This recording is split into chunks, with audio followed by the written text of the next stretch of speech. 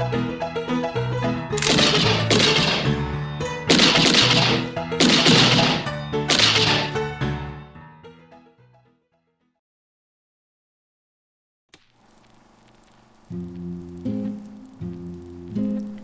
the old days, man tried to catch a glimpse of the future in the strangest of ways. They locked themselves in dark rooms, not partaking of food and drink. At the stroke of midnight, they ventured out into the night, through the dark woods, where strange creatures roamed. To see if they would be wealthy, see if they would be happy, see if they would live, see if they would be loved.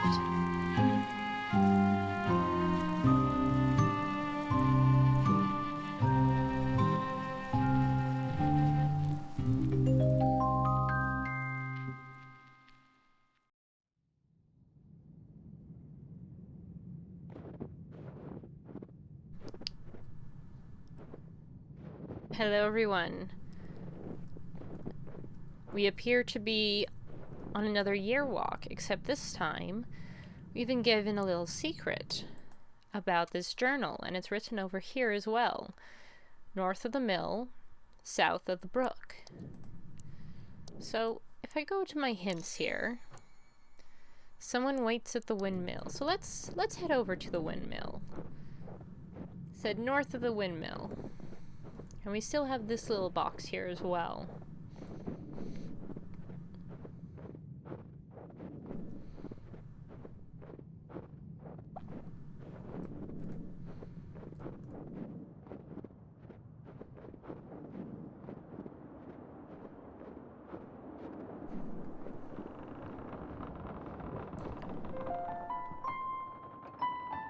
So last time we saw her dead, but it seems like we've gone back in time. So let's see. There you are. I've been waiting for you all day. You should not go outside without a hat on a cold day like this. You'll freeze your ears off. And I'm quite fond of the person those ears belong to. Did anyone see you coming here? Now you're being silly. You know that I'm not ashamed of you. It's not that. I like you very much, but you and I come from different worlds.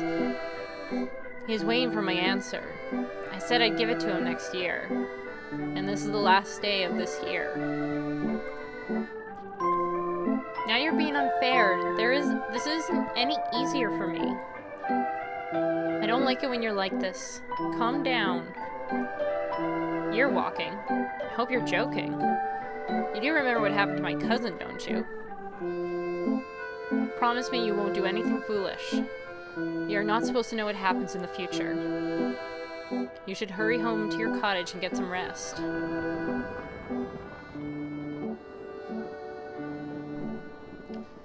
So we know already in the future that she is going to die. Now there wasn't anything... So in order to get to the brook, we're going to have to start our year walk to open up that location.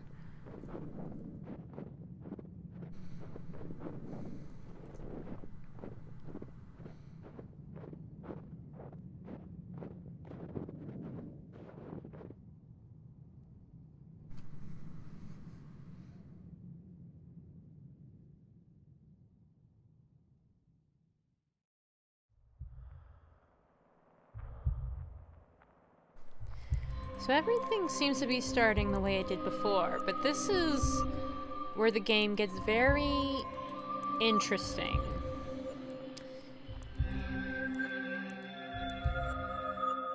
This is where things get much more weird.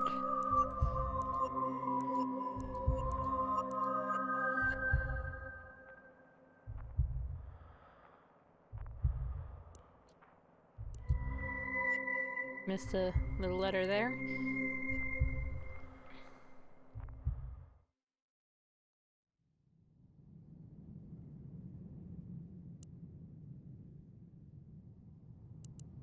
Alright, so now we have to go north of the brook and... Ah ha ha ha ha ha ha. So this I thought was a very clever puzzle when I saw this. North of the mill and south of the brook is what looks like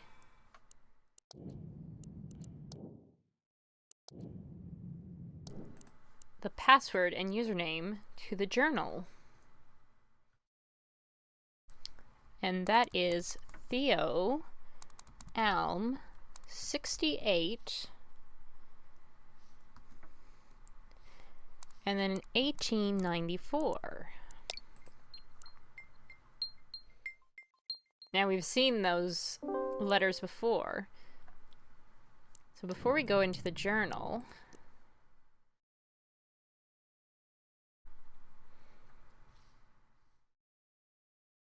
Theodore Almston, so that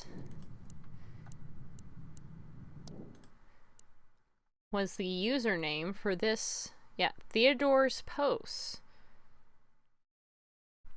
Okay. So let's take a look at Theodore's Posts. August 4th. Hello, news system. Testing photo upload. It works. Should probably write here more often. Reading about every book on Swedish folklore there is. Surprised how little that's been written about the year walking. Need more sources of information. Talked to ES. He suggested some field work. Might be good, but I feel that I might be 30 years too late. I've been talking to elderly folks, eating cookies and drinking coffee. Their knowledge about year walking has been limited, to say the least. Barely any of them knew what it was. If they did, they had heard stories as children, but forgotten the details. Thinking ES sent me on a wild goose chase. Interviews at the retirement home. May I never grow old. The last interview was intriguing, if very brief. Talked to one Astrid Jansen. She was over 100 years old. Clear at times. Did not know a lot about folklore, but she did claim that her grandfather's brother had once year walked.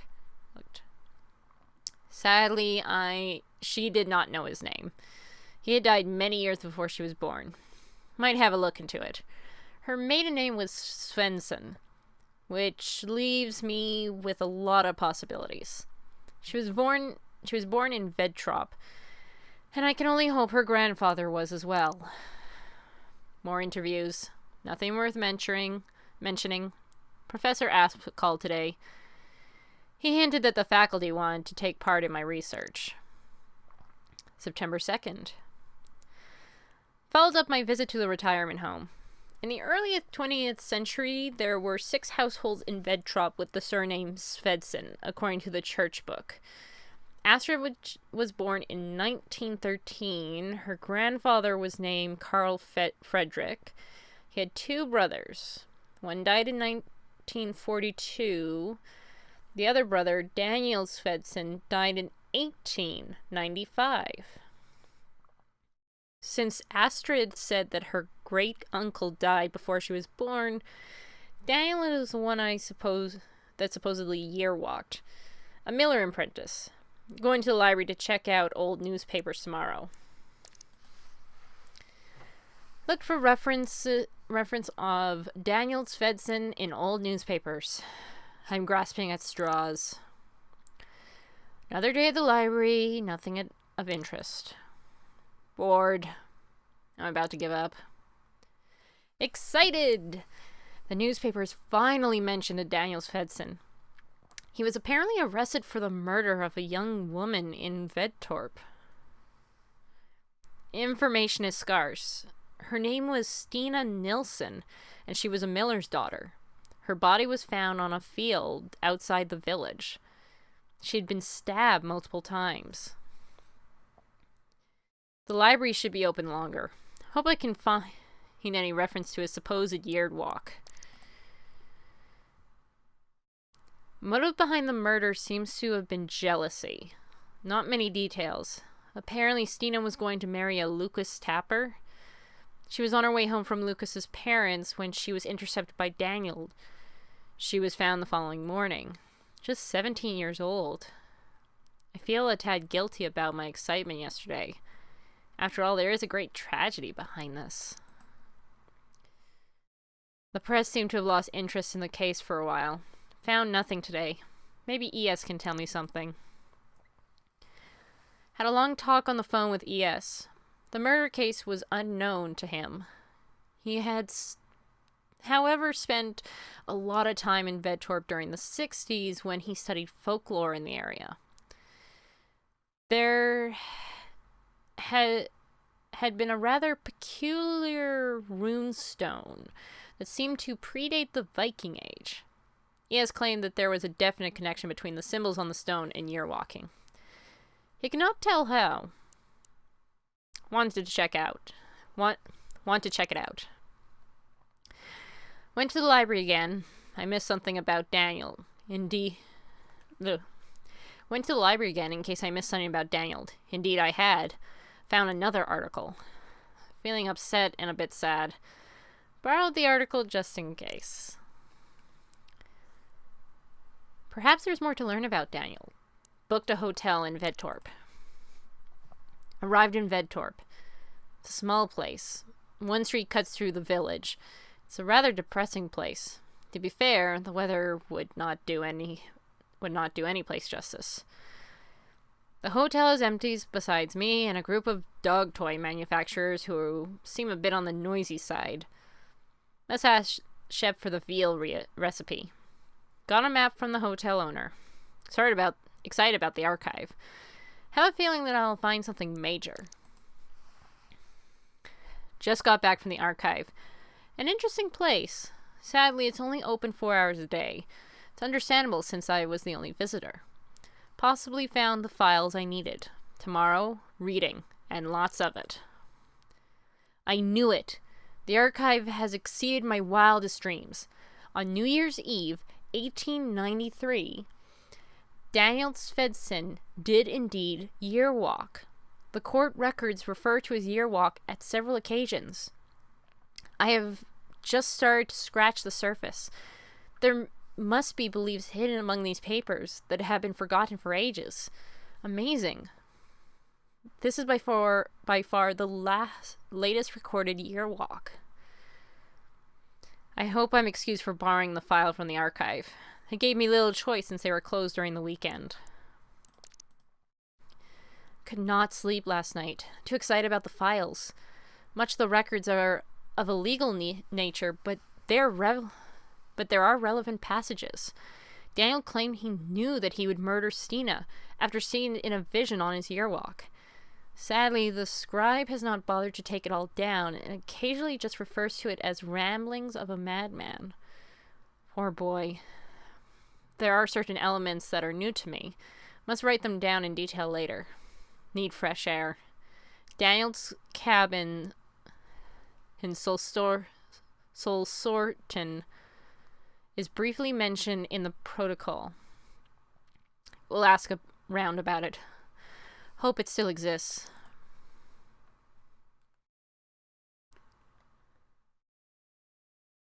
Drove around for hours in the forest today. These are woods to get lost in. Asked for directions from every local. Most people never heard of the cabin. Was about to give up when I met an old man. His aunt had lived there till the 60s. From then, it had 3 different owners that used it as a summer house in the mid-80s. The last family that owned the cabin only stayed there one summer. Their 5-year-old son drowned in a brook nearby, and after that they never returned. Nobody has lived there since. The old man's nephew owned the land. I asked the old man if I could pay it a visit. He did not think there could be anyone that would mind. The cabin is situated deep into the forest. No sign, no road, just a narrow path. This was the place where he started his year walk over 100 years ago. Felt overwhelmed by the thought. Could not enter. It's a lonely place. The only other building I could find in the area was an underground storehouse. Guess it might have belonged to the cabin. It was too dark to see anything, but I can't imagine there would be anything of significance there. On the way back to my car, I found this strange box. What an odd thing to leave in the middle of the forest. It seemed to be more or less mint condition. Could not resist taking it. Tonight I need whiskey, and lots of it.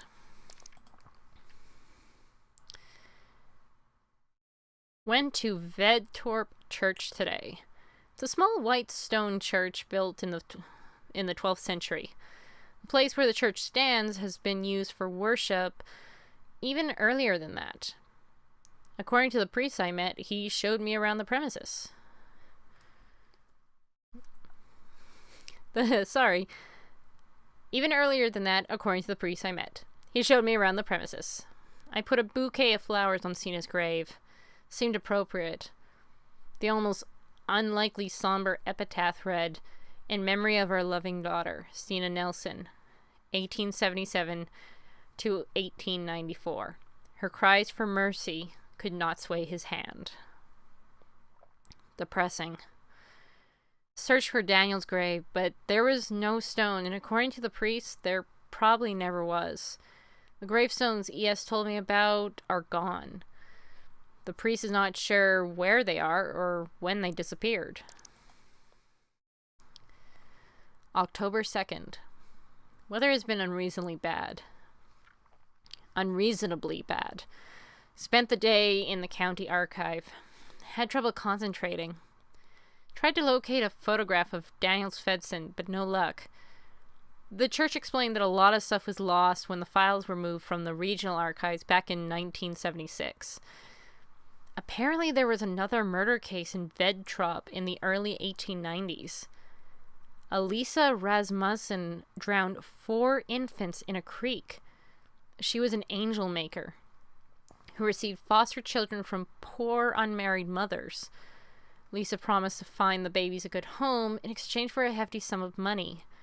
This was all a charade. As soon as the mothers had paid what little they owned, she drowned the children in the nearby creek. All files from the trial have been lost. Outrageous. Think I'm done with the archive. Been thinking a lot about that church. Strange day. The runestone E.S. talked about is not marked on any map. Talked to a man at the service station. He drew me a rather primitive map. Searched for the stone for a long time. Almost gave up. Found it at last. Felt compelled to touch it. Had the strangest sensation of looking beyond. Beyond what? The feeling lasted for quite some time. Heading home tomorrow. Wish I had more time. The stone is old. Might predate Christianity, but I fail to see how it is connected to year walking.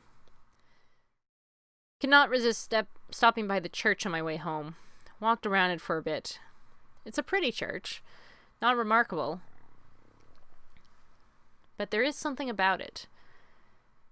Feel that the church and the stone are connected somehow. Found the box when I unpacked. I'd almost forgotten about it. Seemed to have some lock-like construction, but I have yet to understand what it is or how to open it. Reminds me of one of those puzzle boxes. The wheel with the symbol suggests that it's opened by entering a password. It must be old. Maybe E.S. knows something about it. Decided not to tell E.S. about the box. He might not appreciate that I took it with me. He's always nagging me about ethics. Busy week. Classes and meetings. This faculty is really getting in the way of my research. Feeling a bit strange. I've had weird dreams ever since I came back from Vedtorp.